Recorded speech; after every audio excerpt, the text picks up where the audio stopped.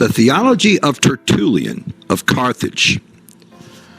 Tertullian of Carthage ministered from about 190 AD to 225 AD. The historical evidence proves that the founding fathers of Arianism and Trinitarianism were influenced by pagan Greek philosophical thought, while Justin, Hippolytus, Clement of Alexandria, and Origen were clearly influenced by Greek philosophy. The historical evidence proves that Tertullian was also influenced by elements of Greek philosophy himself. Tertullian wrote, and I quote, "Some of our number who are versed in ancient literature have composed books by means of which it may be clearly seen that we have embraced nothing new or monstrous, nothing in which we have not the support of common and public literature." End quote. Edwin Hatch wrote that Tertullian believed that he was teaching the same thing as the Greek philosophers. And I quote, "Elsewhere, the same writer, speaking of Tertullian, founds an argument for the toleration of Christianity on the fact that its opponents maintain it to be a kind of philosophy teaching the very same doctrines as the philosophers." Cited by Edwin Hatch in his book, The Influence of Greek Ideas on Christianity. On page 134 of this same book, church historian Edwin Hatch wrote, "Tertullian, though he asks, what resemblance is there between a philosopher and a Christian, between a disciple of Greece and a disciple of heaven, nevertheless expresses Christian truths in philosophical terms." Tertullian wrote in his treatise on the soul, chapter 2, Heraclitus, a Greek philosopher, was quite right. So Tertullian was clearly influenced by Greek philosophers and even praised them. The historical evidence proves that Tertullian was the first Christian writer to use the word Trinity with the words three distinct persons. The new Schaff-Herzog Encyclopedia of Religious Knowledge plainly documents the historical influence that Greek philosophy had on the development of the Trinity. The doctrine of the Logos and the Trinity received their shape from Greek fathers who were much influenced, directly or indirectly, by the Platonic philosophy. That errors and corruptions crept into the church from this source cannot be denied. So the Greek fathers were those early Christian writers who adopted Greek Platonic thought into their beliefs.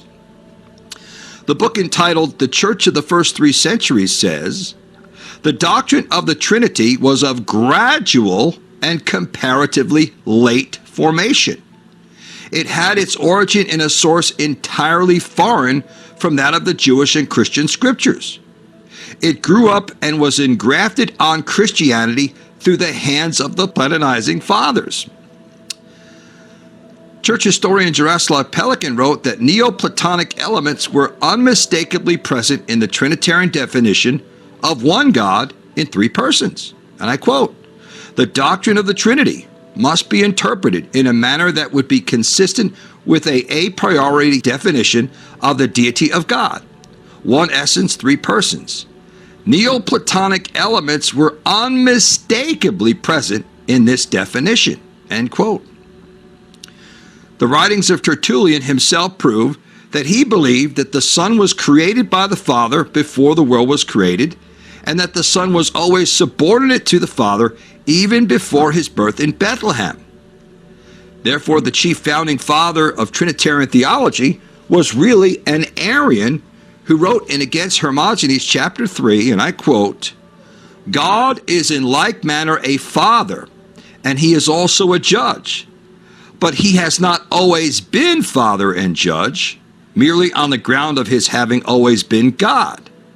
For he could not have been the Father previous to the Son, nor a judge previous to sin. There was, however, a time when neither sin existed with him, with the Father, nor the Son." So Tertullian clearly taught that God was not always the Father to the Son, but became a father when the Son was begotten. So Tertullian clearly believed that the Son did not exist as a timeless Son.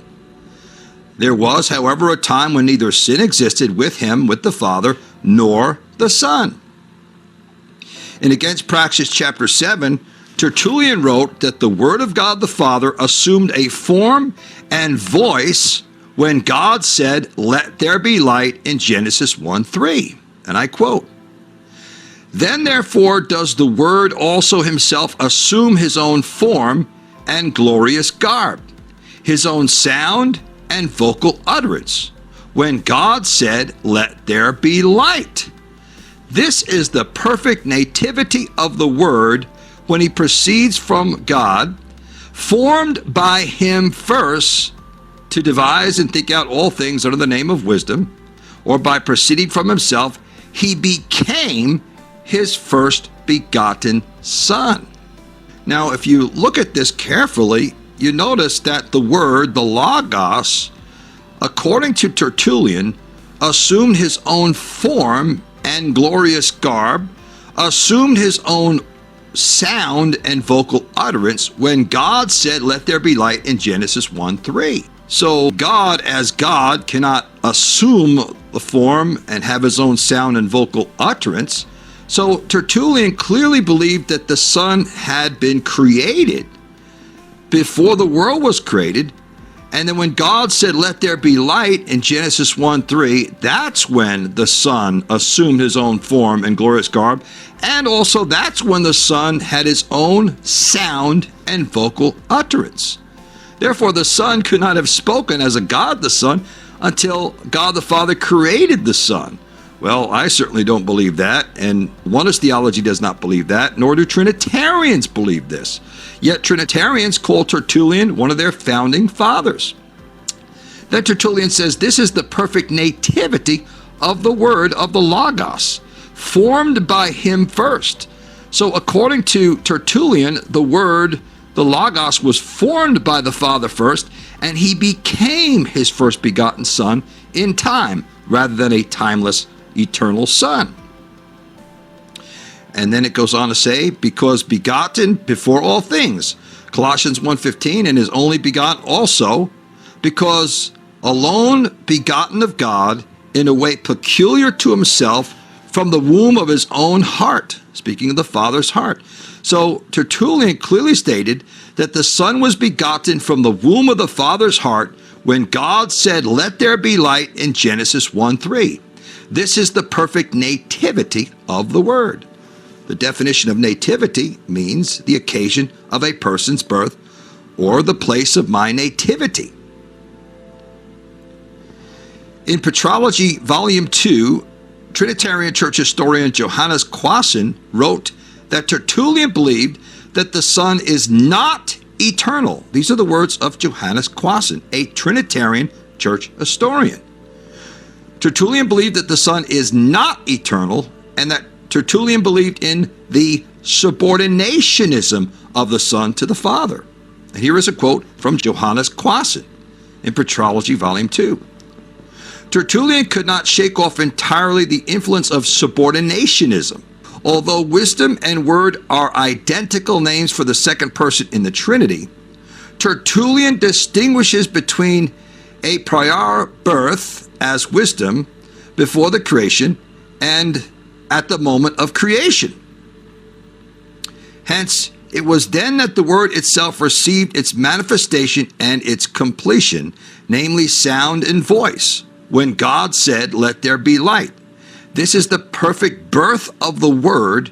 When it proceeds from God, it was first produced by him.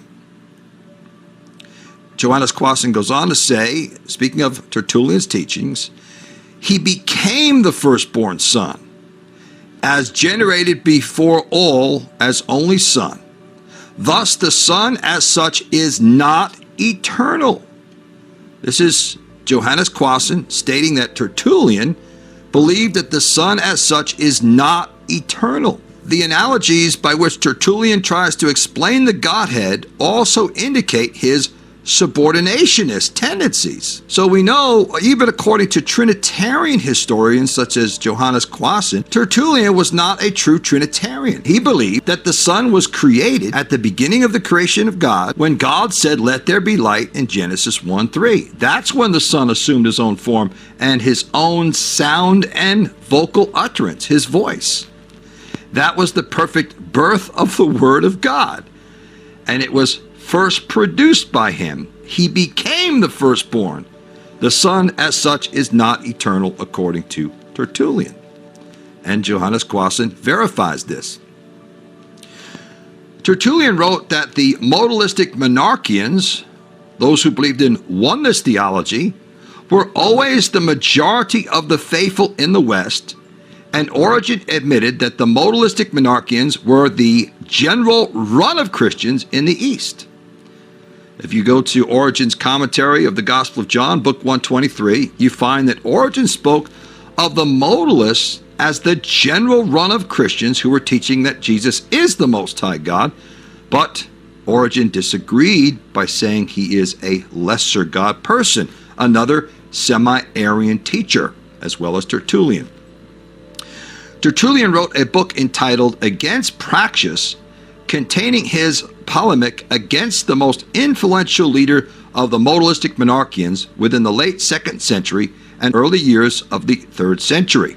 In Against Praxis, chapter 3, Tertullian wrote, and I quote, "For all the simple people, that I say not the thoughtless and ignorant, who are always the majority of the faithful, are startled at the dispensation of 3 in 1. They claim that the plurality and ordinance of Trinity is a division of unity." From Against Praxis, chapter 3. Tertullian clearly stated they who are always the majority of the faithful Christians rejected the plurality and ordinance of Trinity. The famed Eastern Orthodox historian Jaroslav Pelikan admitted that Tertullian's statement in Against Praxis chapter 3 proves that the Modalistic Monarchians were the simple people who are always the majority of the faithful.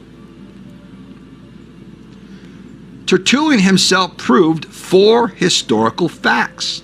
Fact 1. Tertullian was the first Christian writer on record to use the word Trinity with the words 3 persons. Fact 2. Tertullian believed that the Son was created as a subordinate lesser God person in heaven before his birth in Bethlehem, which is akin to Arianism. Fact 3. Tertullian admitted that the Oneness Modalists were always the majority of the faithful Christian believers in his lifetime, and that this Christian majority believed that Jesus had eternally existed as the Father before becoming a man. And fact 4, no early Christians that lived during the lifetime of Tertullian from 190 to 225 AD, actually he lived before 190, but during the time he ministered, roughly from 190 to 225 AD, no early Christians that lived during his ministry lifetime believed that Jesus pre-existed as the timeless, eternal God, except the Modalistic Monarchians. Therefore, it was the Oneness Modalists who were teaching that the Son has always existed as the eternal God by being the Father before he was begotten, whereas those that were teaching against the Modalists were the semi-Arians like Tertullian, who are stating that Jesus is not an eternal, timeless God person before his birth in Bethlehem, but he was created. So Tertullian believed a lot like modern-day Jehovah's Witnesses, where the Son was created as a creature and then was born again a second time on the earth as a man.